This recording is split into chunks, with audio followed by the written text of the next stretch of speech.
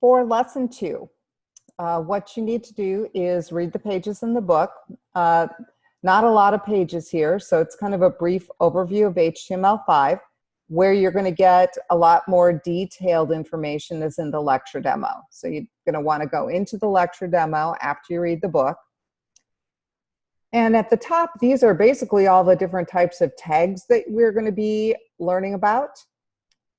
And you're just going to start going through and reading all of this great information. And then you'll notice as you start going through, I do have some interactive examples. And there are links that will take you to an interactive site where you can practice. So I think the first one is after the headings. So if I click on this, it takes me to a little site and I can actually change the text that's inside the headings and run it. And I can change the tags themselves and see what the differences are in size and the font styles for these different headings. And if you mess up, all you have to do is reload this and it goes right back to what it was. And let me click on back here. So anytime you see a link, I really encourage you to go to the interactive site because it will help you learn the material better. Okay, so again, this is talking about the pre-tag. If you want to see how browsers handle spaces, you can go to this. Okay, so you can kind of see these are paragraphs, and even though they're all spaced differently, this is how it displays in the browser. And if you want to see how the pre-tag works, you can actually change one of these and put the pre-formatted tag in. And you'll see that it keeps the spacing. Okay, so you definitely should go to the interactive site and play around with it because that is how you learn. Okay, and I do try to put in lots and lots of examples so you can see what it looks like in a browser. So here's your code. This is what the code looks like in the browser. And then again, here's the link to that interactive page so you can practice. Now, once you've gone through the lecture demo, you're going to go into the textbook assignment. And there are YouTube videos for all the tasks that basically tell you and show you what you need to do. And you're just going to start with task 1 and kind of work your way through. And you may want to watch the YouTube first. So we're going to start out with, so you can pause the video and play it and kind of follow along and actually do the activity while the video is playing. I think that's probably the easiest way to get some of these exercises done. Now, once you're done with all of the pages, you're going to have 4 completed pages when you're done. At the bottom here, it has instructions on how to transfer those pages to the web. In your NMC email, you should have received a message from me with your username and your password. And if you can't find it in your NMC email, send me an email message and I'll forward it to you. But you definitely need to have the username and password in order to access your website.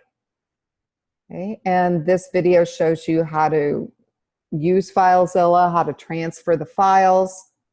I've also got a video that shows you, well, if there's a mistake and you had to make a change, how do you get that new file onto the internet? This video shows you that.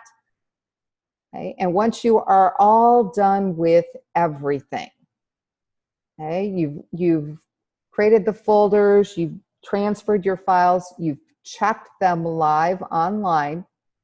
Okay, so you make sure they're there. Okay, and everything looks good. Then you're going to come in to the Dropbox and you are going to click on the link and you're going to submit done. So So you're just going to type done right in there and submit it so that I know it's ready for correcting. Then you're going to work on your lab assignment. And I do have a video that shows you basically how to create the page and how to transfer it to the web. And this is the page you're going to create. We're going to be modifying this in upcoming weeks. Basically, we're going to make it look pretty, and we're going to convert these paragraphs into links so that they will actually take you to the pages that you created. And once you are done with that, you're going to go into the Dropbox and enter done. And the last thing you're going to do is the discussion. So I think it is really useful to look at pages that are on the internet that are award-winning and figure out what you like or maybe what you don't like. And for this discussion, I want you to find an award-winning page that you like and post a link to the page. And then explain, what you liked about it. And if there's anything that you didn't like or you think might be improved, I'd also like you to say that. Once people have their sites posted, I want you to reply to 2 other postings. So you can do a little Google on award-winning websites. And I have way too many tabs open. I have this really bad habit. All right.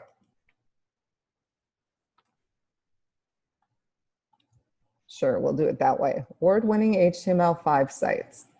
Now,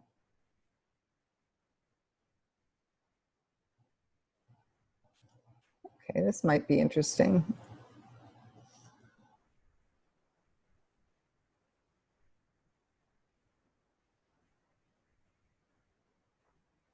Okay, let's take a look and see if this takes us anywhere.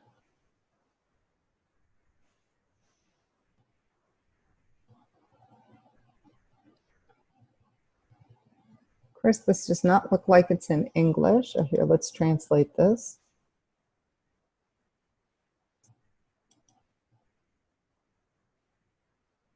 Okay, so let's say you like this one. I'm going to click on the address, Control-C, as in car, and that will copy it. Add a new discussion. Awesome site. Whatever you want to put for your subject. Control-V, as in Victor, will paste that web address and then indicate what you like about it or maybe what you don't like or think could be improved. And then you're going to go ahead and post to the forum. Okay, and then once other people have posted, you can reply to theirs. And that is basically what you need to do for lesson 2. Okay, so start by reading the chapter, work through that lecture demo, and then complete the textbook assignment followed by the lab assignment. Last thing you're going to do is the discussion forum. And if you have any problems with your pages, what you are going to need to do is transfer them to the web and then send me an email. It's hard for me to help you if I can't see the page. So make sure you transfer it and then email me. And if you are having problems transferring, then we will probably have to set up a Zoom meeting, or you might need to come to campus for help. If we set up a Zoom meeting, I will meet with you online in conferencing software, and you can share your desktop, and I can actually see what the problem is.